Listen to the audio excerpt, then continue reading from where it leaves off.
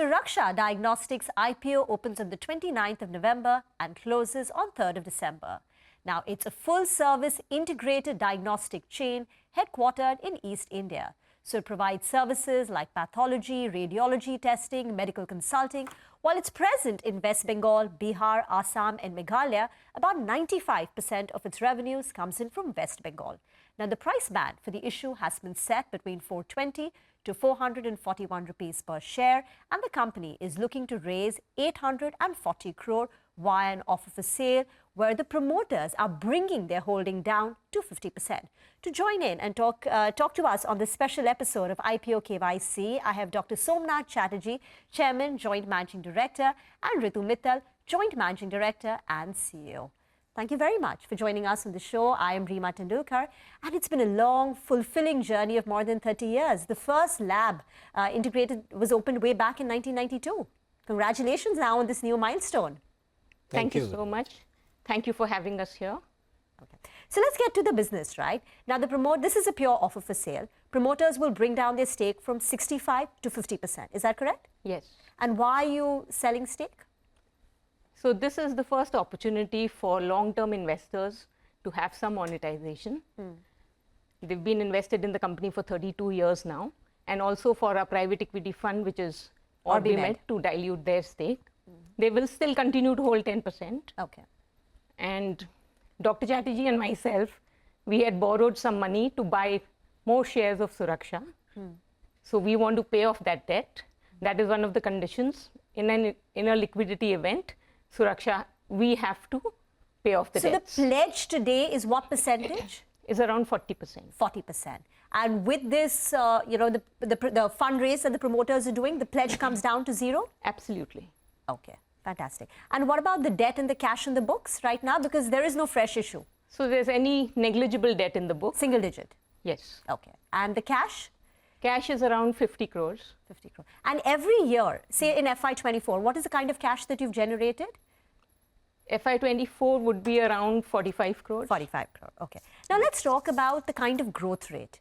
Now, if I look at it from FY22 to FY24, there is a drop in your revenues, but that's because FY22 had the benefit of COVID.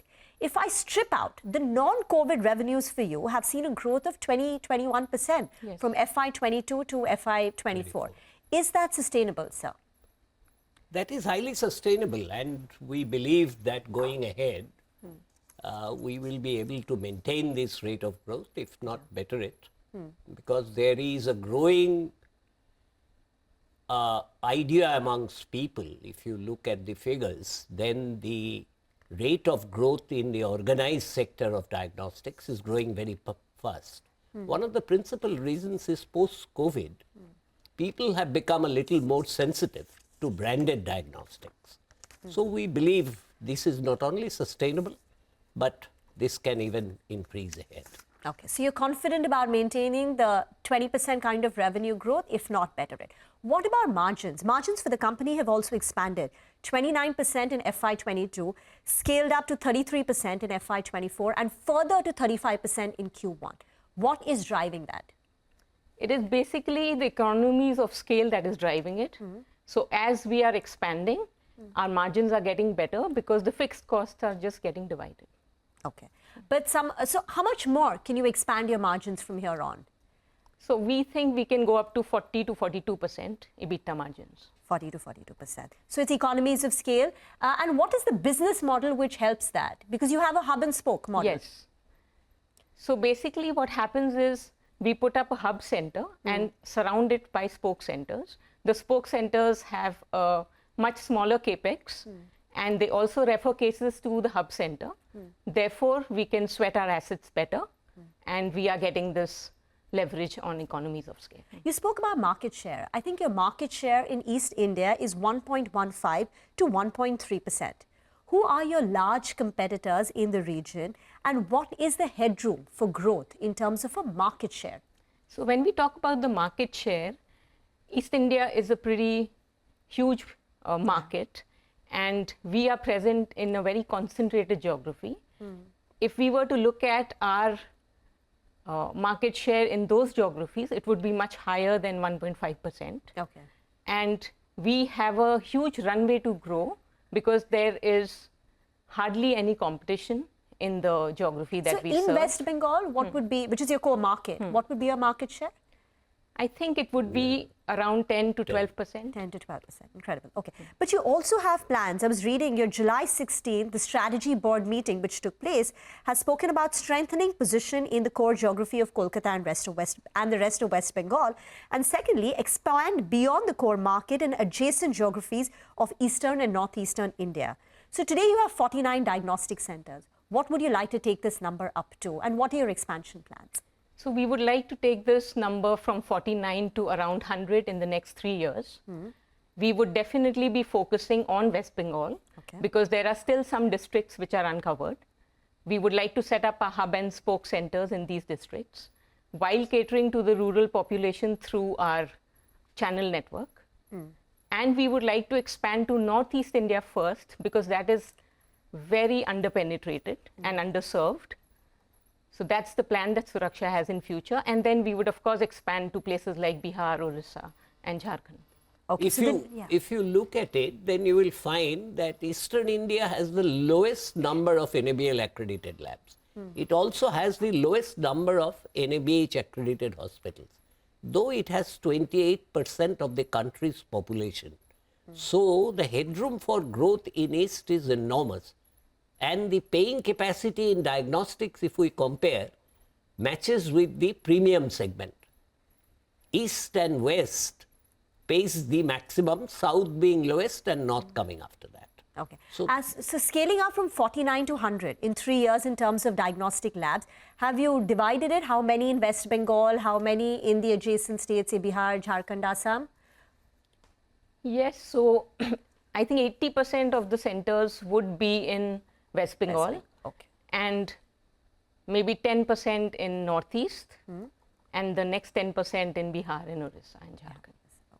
So typically what we do is we grow in a concentric circle approach because this is a trust-based business and trust grows over time. So as we expand, we are very careful of where we step next. Okay. And what will be the kind of investment you will need for this? So typically the investment every year that we have calculated is around 70 crores. Okay. And it'll all come from internal accruals. 70 crores. So about 200 crore to expand in the next 3 years via internal accrual. Will this expansion, sir, aid your margins? It should. It should? It should definitely aid our margins. In expansion, we would also look at acquisitions. If acquisitions can be made in newer emerging verticals. Also, acquisitions, if they come at a healthy price line, then Suraksha is open to acquire diagnostic centers in the East. Are you evaluating any options? We are definitely evaluating. I think the last acquisition was in 2020. So do you think the next one could happen in the next 12 months? I mean, how close are we? We are very close. Very close. We are very close. Okay. And you don't need funds for this? Your internal accruals are... We'll so take typically care. when you go ahead and acquire, say the last acquisition, what is the kind of money that you spend to acquire a center, a branded center or trusted center? So I think we acquired 2 centers at a cost of around 4 crores. Okay. So it's not very... it's not, yes. Okay. Because typically we would use our own brand name. It is the brand name that is asking for extra multiples. Okay. In our core geography, we would obviously use Suraksha as the brand name, so we don't pay the premium. You know, one of the challenges, because we have a few listed players now in the markets, and one of the core challenges for diagnostic companies has been, the inability to raise prices due to competition from online players. Can you tell us what your experience has been and what is the kind of competition that you face from online players? Well, there was a lot of talk about online players. We haven't actually faced on the ground any competition from them. Neither have we lost our dominant position to any one of them. We had most of them coming back to us for radiology support. So we don't think, you see, like Ritu said, diagnostics is a matter of trust and the experience that you feel. So inside our own centers, we create that ambience and the customer connect is there. Unlike a pure play path where you are just collecting sample, here you have actual 3,000 to 8,000 square feet centers where you come and spend a considerable amount of time. If you're doing an ultrasound or a CT or an MR, so there is a huge customer connect. And Suraksha today actually is a strong B2C brand because of this customer connect. It is the brand name that plays. So I read somewhere, and I'm not sure if it's true, but for the industry per se, the average selling price has been stagnant for the last 3 or 4 years. Is that true? No, for Suraksha, we raise our prices around 3 to 4% every alternate year. Alternate year, okay. Yes. So this year also you've done a price hike? We typically do it in December. Okay. So we will be doing it again in December. B2C, that's about 94% of your revenues, but your objective is also to scale up B2B from 6%, and many of your peers like Dr. Lal, Metropolis, Thyrocare have a much larger percentage of revenues coming in from the B2B. Has it been difficult to scale up B2B? Why is it 6%? What are your growth plans? How will you achieve it? So for B2B, what we are doing is we are setting up genetic diagnostics and molecular pathology. By this, what we will do is we will tie up with the nursing homes and hospitals in our geography so that we can give them a better turnaround time as far as reports are concerned. And therefore, we plan to expand our B2B business. Since we do not have the entire menu right now, we are not very aggressive on this front, but we are in the process of setting up the lab, which will help us cater to this market as well. So when do you think you can scale up B2B? I think in FY 26. 26, okay. And would you like to take it up to, say, in 2 years, can it hit 10%? Can it subsequently hit 15%? How quickly can this market grow for you? See, we are the only lab, Suraksha is the only lab in East India which will be performing these tests. Typically, these tests have to fly out of the zone. So when we give them better turnaround time, better pricing, we don't think scaling up should be a challenge. Okay. The other thing about B2B is B2B in pure play path is hugely discounted. Okay. Suraksha does not get into huge discounting game, and so we have refrained. Where we will definitely get into B2B is the high-end part of it. So high-end radiology, high-end pathology, this is where we will focus in our B2B segment, where we do not have to give huge discounts. Being the leading player in the East, being the only College of American Pathology accredited lab, having instruments which are only present in Suraksha in East and Northeast gives us that particular advantage. Okay, so just one final question. Tell us, doctor, your journey. You were a radiologist. You started your first lab in 1992. It's been 32 years. You borrowed 30 lakhs from her father. So tell us the origin behind this company and what the journey has been like. How did it all start? It started definitely with a dream that you want to be a little different. And maybe I was good enough to understand that with my kind of arrogance, I wouldn't last in a job. So it was best to work for myself.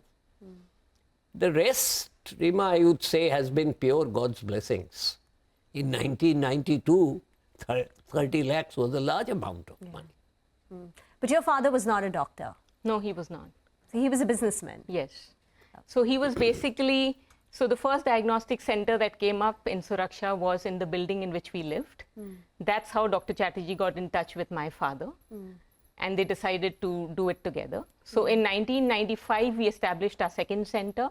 And typically, we would add one center every year from 2007.